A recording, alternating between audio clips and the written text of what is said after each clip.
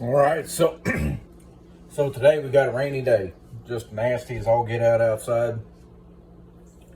So I put my good shirt on, and I decided to fry me up some deer burgers today. And a lot of people they put everything in this deer burger. You know, they put pork fat, they put beef fat, they do this, they do that.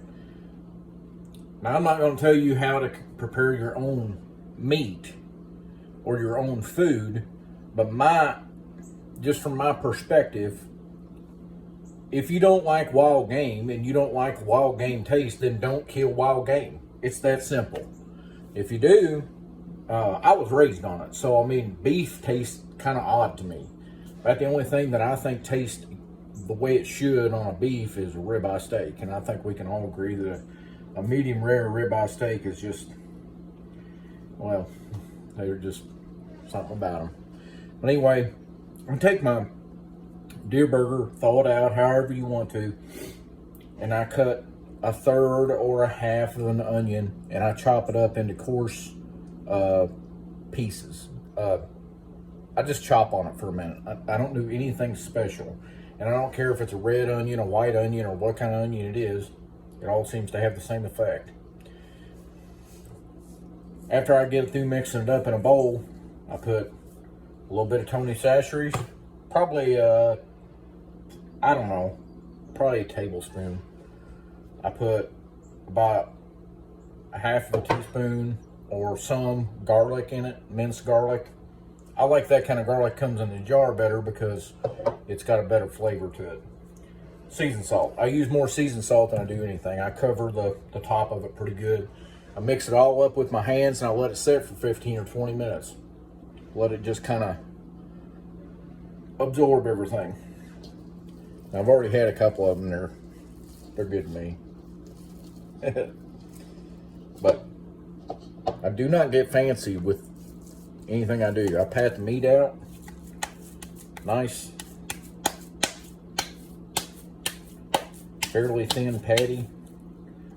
One thing I do use is lard. I like cooking with lard.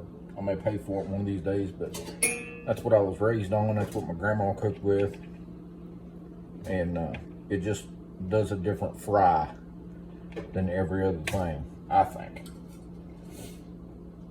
So, one of the most important things with venison is everybody overcooks it. Venison is so easy to overcook, and when you overcook it, then that gamey flavor gets into it, which I don't mind the gamey flavor because I know that I'm eating deer. It's supposed to be gamey. It's not supposed to taste like beef, or not in my book. I mean, like I say, I've had other people's deer burger, you know, and it's had beef fat in it or pork fat or whatever kind of fat they mix in with it, and it is good, but I like that little wangy flavor that wild game has. You know, it's just part of me. You know, I grew up eating wild game, and there's absolutely nothing wrong with it. And as far as being healthy, probably just as healthy as anything you go buy to eat, even though I'm using a lard. All the preservatives and everything that's in meat and everything, you got meat that stays, you know, it's got that little slimy deal on it. I don't know, especially some department stores, you go there and buy meat and it does not look like it should.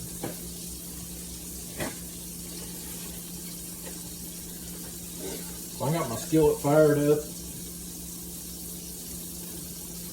I rotate the burger after it starts getting brown up on the edges. Then I rotate it about 180 degrees because the middle of the skillet's hotter than all the rest of it.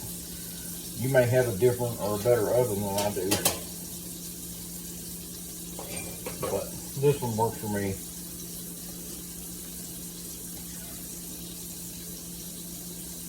I'll bring you down here in just a second to take a look at it. But cooking wild game is one of them things that once you get onto it and once you understand it, to me it's just as satisfying as the hunt. to be able to eat what you kill. I mean, that's the point of hunting, you know.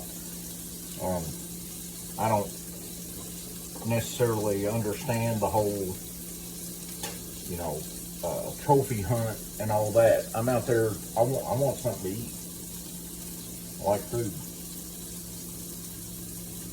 And I don't cook a real big heat either. You can hear it probably sizzling there.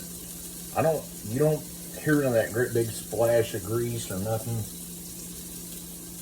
when I cook. So it's starting to get brown up on the edges. I'll show you what I'm talking about. You see it's kind of getting brown up on the edges there. So that's when I turn it 180 degrees.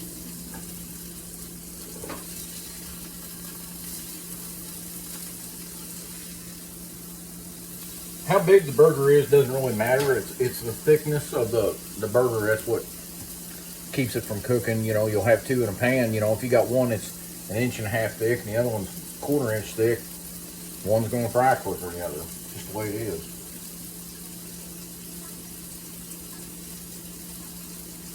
Once I turn them this way, then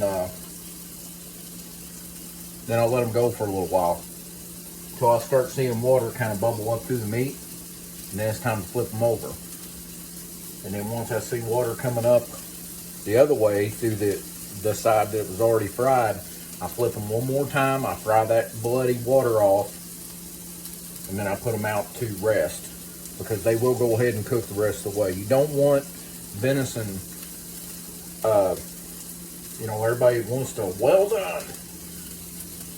No, that's not the way venison cooks. After you take it out of the skillet and you're done, it will keep cooking.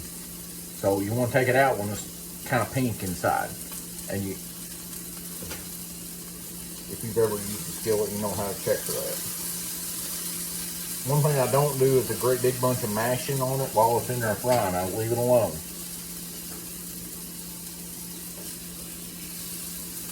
These are just about ready to turn. Oh yeah.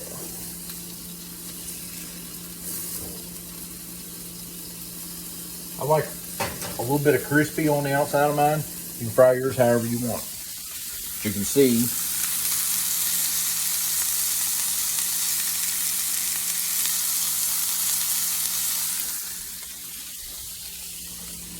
two patties of delicious goodness. And the onions, they kind of caramelize in there and everything starts working together when you cook it. My better half actually taught me more about cooking than a lot of people. My grandma cooked well. She was an excellent cook. Probably the best food I've ever had in my life was when my grandmother was alive. But grandma wasn't real big on teaching someone something either. You had to watch her, because her patience, you know, you ask her, well, how do you do that, Grandma? Well, I don't know, honey, I just do it.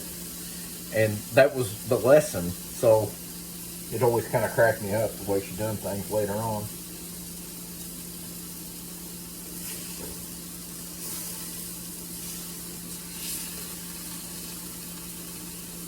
I'm big on iron skillets. Some people can't cook with an iron skillet. You know, they can't get them seasoned right or whatever. You know, there's a million other things on YouTube. You can go how to learn how to season up your iron skillet to where it'll work.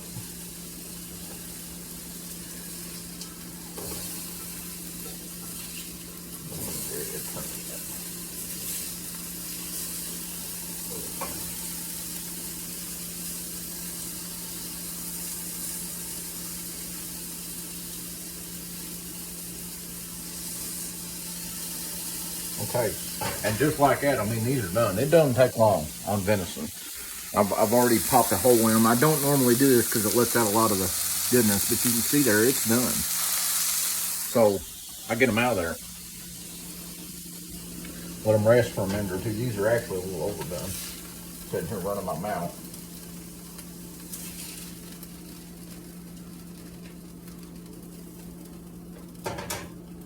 And then I steam I toast my buns off right there in the skillet after I'm done frying. And it's done and over with then. So, little cooking lesson for Smiling Squirrel Outdoors, just one I made earlier. So, anyway, if you don't like wild game taste, don't kill wild game. If you find a way to cover it up, then to me, the point of having a wild game is moot. You know, why are you going to have wild game if it don't taste like wild game? If you don't like the taste of wild game, don't kill wild game.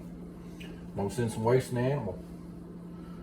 But anyway, there it is. Fried hamburgers, digger burgers, venison burgers. But anyway, rainy day. Had to have something to eat.